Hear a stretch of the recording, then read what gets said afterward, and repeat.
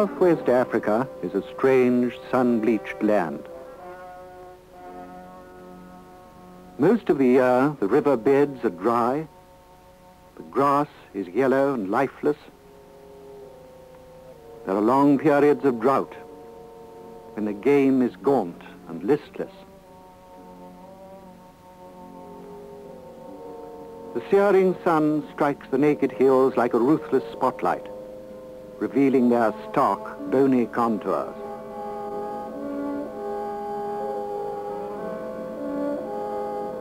The last sharp rays cut a dazzling silhouette of thorn trees. Later, the moon softly fingers the cocoa boom.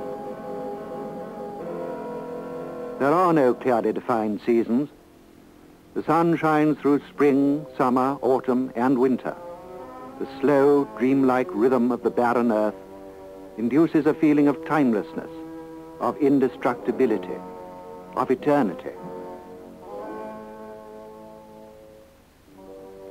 This is the land which the painter Adolph Jentsch decided to make his home. For this desert country, he exchanged the lushness of Germany. For this, he forsook the stimulation of great cities.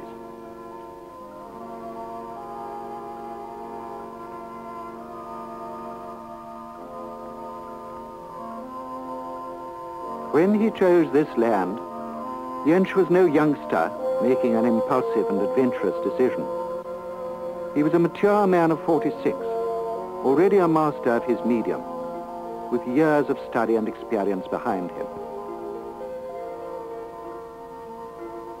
Adolph Jentsch was born on the 29th of December, 1888, in what is today East Germany, in the art-loving city of Dresden.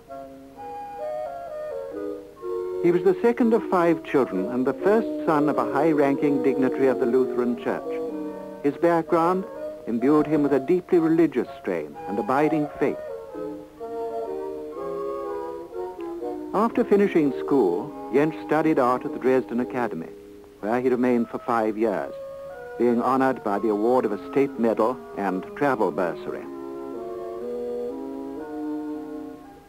The latter enabled him to visit the main art centers of Europe, at a time when the new trends in modern art were exploding violently and shattering old conventions.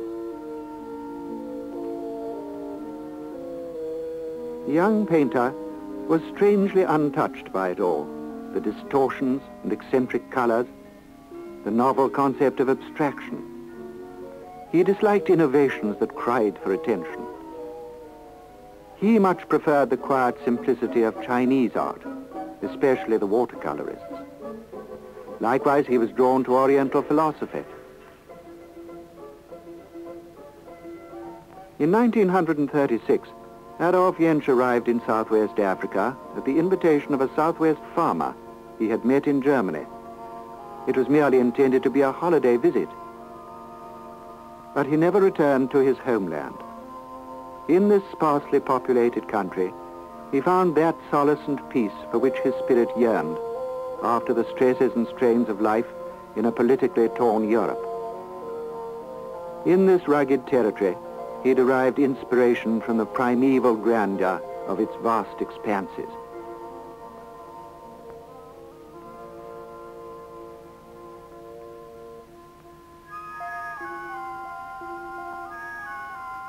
At first, he painted in oils, large canvases with a cosmic conception of nature, an endless panorama of veldt, bush, trees, and sky. Jentsch has a singular ability for creating depth and space in his paintings, mainly through color perspective. There is a feeling of balance and harmony, of a man who has come to terms with life. The older works are more figurative, as if the discipline of the Dresden Academy still confined him to some extent.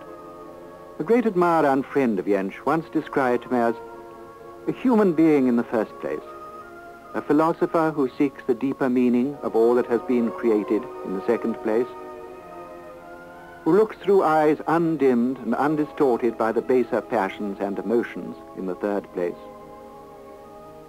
and then only the gifted artist, who combines all these things through the medium of his art in such a way that it stirs the best in us and carries us along with him to the perception as well as to an appreciation of that which we by ourselves were not so clearly able to see.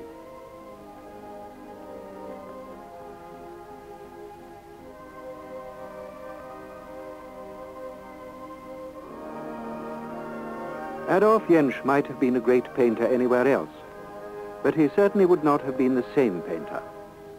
He seems to share similar qualities with the land of his adoption: an unruffled independence of spirit, an air of solitude and pristine, unyielding integrity. He is like a mirror of the land, reflecting that which he is seeking. He describes a landscape which in turn describes him. Jentsch broke his final bonds with Germany during the Second World War, when he learned that his studio in Dresden, with his best paintings and some valuable objets d'art, had been destroyed. Eventually he settled on a farm called Brack, about 40 miles from Windhoek, the capital of Southwest Africa. There he lives modestly with his old friends, the gentle and unworldly von Funkers. There is a graciousness and dignity of a bygone age in this warm circle of close friends, unhurried, untouched by the tempo of modern society. They live together frugally and simply, but with charming courtesy and unfailing consideration for each other. Jentsch is a quiet and modest man with simple pleasures: a good cigar, good wine, good music, and sometimes a visitor with whom he can discuss concepts of art and philosophy. He is happy and relaxed with the people he likes, in his quiet home, in this quiet land. Perhaps it is the quality of rugged sincerity in both people and land that attracted him to Southwest Africa, far from the artificialities of Europe.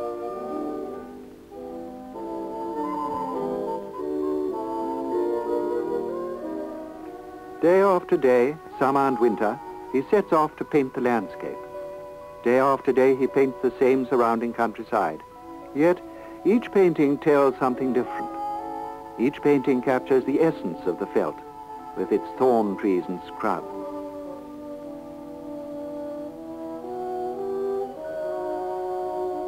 He likes to walk down the dry bed of the Scarp River that winds near his home. And this sandy river road often features in his paintings.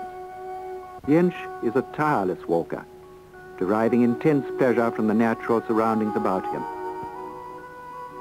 In his work can be seen what has been described as the exchange between the man as a child of nature and nature as the mother of man.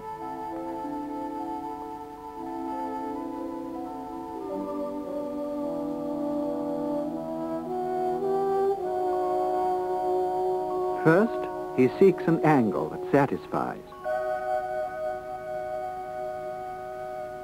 He empties his mind to make it free and receptive. The world inside him is in harmony with the world outside.